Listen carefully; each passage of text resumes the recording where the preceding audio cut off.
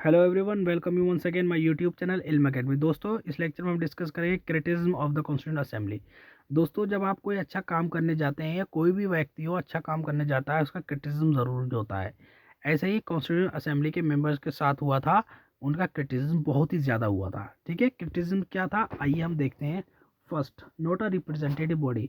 कुछ जो क्रिटिसाइजर थे उनका कहना था कि जो कॉन्स्टिट्यूंट असेंबली थी वो मतलब डायरेक्टली इलेक्टेड नहीं थी, वो इनडायरेक्टली इलेक्टेड थी। वो इनडायरेक्टली इलेक्टेड थे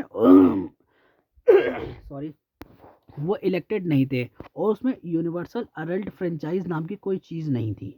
मतलब universal adult franchise, the person who has completed his age up to 18 years who is eligible to vote. ठीक है, वो वाला कॉन्सेप्ट नहीं था। ठीक है, लेकिन एक बात क्लियर समझ लेना। हालांकि जो हमारी कॉन्स्टिट्यूंट असेंबली थी वो रिप्रेजेंटेटिव नहीं थी, लेकिन इसमें हर कास्ट के, हर एज के, हर रिलीजन के, हर व्यक्ति को, हर मेंबर को शामिल किया गया था। तो कहीं ना कहीं हम देखें, ऐसा तो नहीं है कि हालांकि वो मतलब डायरेक्टली इलेक्टेड नहीं थे, लेकिन उन्होंने काम वही किया था जो मतलब उन्हें अच्छा काम करना था, जो मतलब एक इनडायरेक्ट जो करते हैं। जैसे हर रिलीजन के थे, तो हम कह सकते हैं कि रिप्रेजेंटेटिव बॉडी थी। अगर क्रिटिसाइज वाला क्वेश्चन आता है कि क्रिटिसाइज के लिए, तो आप क्रिटिसाइज इस तरीके से करेंगे।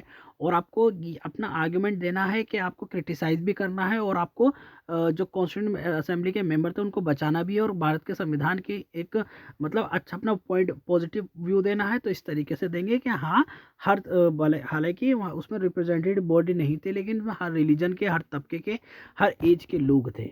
ठीक है, ये कहना उचित नहीं है कि वहाँ पर ऐसा कॉन्सेप्ट नहीं था, मतलब जो यूनिवर्सल आइडल फ्रेंचाइज जैसा ना हो। ठीक है, नेक्स्ट हम जिस करेंगे नॉट अ सोवरेन बॉडी। ठीक है, कुछ क्रिटिसाइज जो हमारे कुछ कॉन्स्टिट्यूशनल एक्सपर्ट हैं, और उन्होंने क्या कहा कि नॉट अ रिप्रेजेंटेटिव बॉडी, मतलब जो कॉन्स्टिट्यूंट असेंबली है वो सोवरेन नहीं थी। सोवरेन का मतलब होता है किसी का कंट्रोल नहीं होना, ये हम आप ये समझ लेंगे, प्रियम्बल में समझ लेंगे। ठीक है, तो ये जो मतलब ये क्या है, ये जो कॉन्स्टिट्यूंट असेंबली है, जो कैबिनेट मिशन था उसके तहत सारा काम काज हुआ है इसमें। ठीक है, ब्रिटिश का इसमें बहुत बड़ा रोल रहा है। अपनी मर्जी से कोई काम नहीं किया है, कुछ लोगों का ये भी कहना है। लेकिन एक बात देखिए, जवाहरलाल नेहरू, हर कुछ हमारे हाथ में था। जो भी प्रोविजन थे वो हमने अपने मुताबिक किए। बाबा साहब अम्बेडकर का बहुत बड़ा रोल रहा है। तो यहाँ से सोवरेन की तो बात होती, ऐसा तो है ही नहीं कि सोवरेन ना हो। जवाहरलाल नेहरू थे, वो इंडियंस थे, सभी इंडियंस थे, अपनी अपनी मर्जी से अपने अपने प्रपोजल भी रखे, अपने सुझाव भी दिए। तो कहीं ना कहीं सोवरेन तो थी, ऐसा नहीं है कि फुली सोवरेन नहीं है, या फुली सोवरेन है या फुली सोवरेन नहीं है। इनमें दोनों का ही मिश्रण है। ठीक है, तो इसमें हमें ऊपर की तरह ही अपना व्यू देना है। सोवरेन में तो सभी थे हमारे इंडियंस, 7 मेंबर्स थे ड्राफ्टिंग कमेटी के भी। तो ये कहना उचित नहीं है कि सोवरेन नहीं थी। टाइम कंज्यूमिंग कुछ लोग कहते हैं इसमें टाइम का बहुत खर्चा हुआ था। According to the critics, the constituent assembly took unduly long time to make the constitution. They stated that the framers of the American Constitution took only 4 months to complete their work. In this context, Naziruddin Ahmad, a member of the Constituent Assembly, coined a new name for the drafting committee to show his contempt for it. He called it drifting committee, कहा उन्होंने। देखिए, जब India जैसा एक बड़ा मुल्क हो और उसके लिए एक संविधान हो, देश का भी हो और वो स्टेट्स का भी हो, तो जाहिर सी बात है उसमें टाइम तो लगता ही है। हर रिलीजन के लोग इस कंट्री में रहते हैं, हर कास्ट के लोग इस कंट्री में रहते हैं। उनको क्या प्रोविजंस देने हैं, उनके लिए क्या आरक्षण देना है या रिजर्वेशन देना है। तो ये इतना आसान तो है नहीं कि वो 4 मंथ्स में हम प्रिपेयर कर लें अमेरिका की तरह। तो नज़ीरुद्दीन का कमेंट बहुत ज़्यादा मतलब अ, औचित्य नहीं लगता, उचित नहीं लगता। ड्रिफ्टिंग कमेटी, देखिए हर रिलीजन को, हर कास्ट को अगर साथ में लेने चलता है, तो अगर लेकर चलना है तो थोड़ा अगर इसमें टाइम लग रहा है तो इसमें कोई बुरी बात नहीं है। तो क्योंकि हमें सबको साथ लेकर चलना है, सबका साथ सबका विकास करना है, तो जाहिर सी बात है उसमें थोड़ा टाइम तो लगेगा ही लगेगा। Next, dominated bye Congress. ठीक है, ग्रीन विले ऑस्टिन सबसे बड़े मतलब इसके क्रिटिक्स थे। उन्होंने क्या कहा, एन अमेरिकन कॉन्स्टिट्यूशनल एक्सपर्ट थे, उन्होंने कहा constitution was a one party body, is essentially one party country, the assembly was the Congress was India. कुछ लोगों का, कुछ क्रिटिक्स का और ग्रीन विले ऑस्टिन का कहना है कि जो कॉन्स्टिट्यूएंट असेंबली थी उसमें ज़्यादातर वन पार्टी का डोमिनेंट था, मतलब एक ही पार्टी थी और सब जितने भी मेंबर थे वो एक ही कमेटी के थे, एक ही पार्टी के थे। देखिए उस समय विभाजन हुआ था, विभाजन का हम उस समय मार झेल रहे थे। अभी हम लोग ऐसे सिचुएशन में नहीं थे, हम अलग अलग पार्टी करते और मतलब पार्टी एक्सपर्ट लेते। हालांकि कांग्रेस ने कोई ऐसा अपना गलती नहीं छोड़ी है जो उसको क्रिटिसाइज किया जाए। एक पार्टी का होना यही कारण था कि उस समय जो हम विभाजन का दर्द झेल रहे थे, तो जाहिर सी बात है वन पार्टी तो होनी होनी थी। तो यहाँ पे क्रिटिक्स का ये भी कहना है, तो यहाँ पे भी हमें कुछ अटपटा सा लगता है कि एक पार्टी डोमिनेटेड कांग्रेस थी। तो जाहिर सी बात है जब जब कुछ ऐसी ट्रेजेडी हो जाती है तो वो एक पार्टी ही रहेगी, ज़्यादा तो मल्टीपल पार्टी होंगी नहीं। Next, lower politician dominion.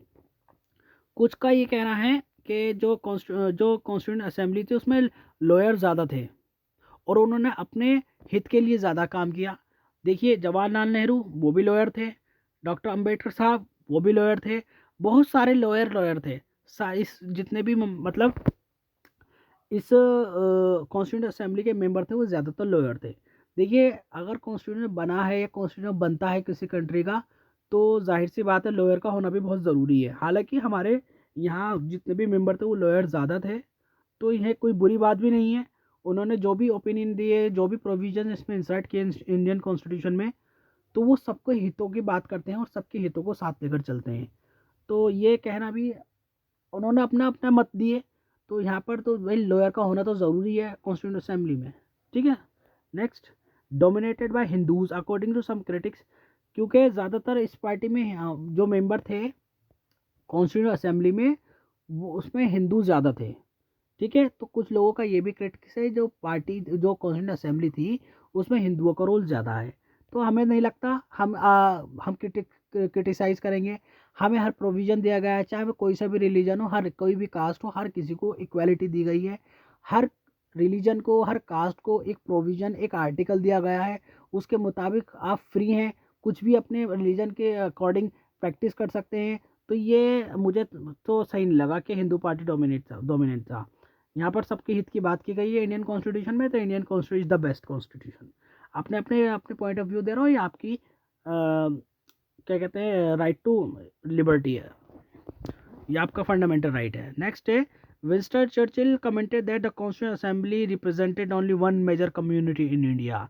Winston Churchill वो the prime minister of the then England. उन्होंने क्या कहा कि एक कम्युनिटी की बात करता है, जो कॉन्स्टिट्यूंट असेंबली है वो एक कम्युनिटी को, मेजर कम्युनिटी को रिप्रेजेंट करती है। विंस्टन चर्चिल तो बहुत बड़े क्रिटिक्स रहे हैं। इन्होंने मतलब जब वर्ल्ड वॉर हुआ था उसमें भी बहुत ज़्यादा इंडियंस को मतलब अच्छी नज़र से नहीं देखते थे। ठीक है। आई होप गाइस आपको इस लेक्चर में काफ़ी अच्छा समझ में आया हो तो प्लीज़ लाइक शेयर सब्सक्राइब जरूर करें। कुछ समझ में नहीं आता आप मुझसे पूछ सकते हैं कमेंट सेक्शन में या फिर डायरेक्ट कॉल करके। Till that keep practising and keep learning. Thank you.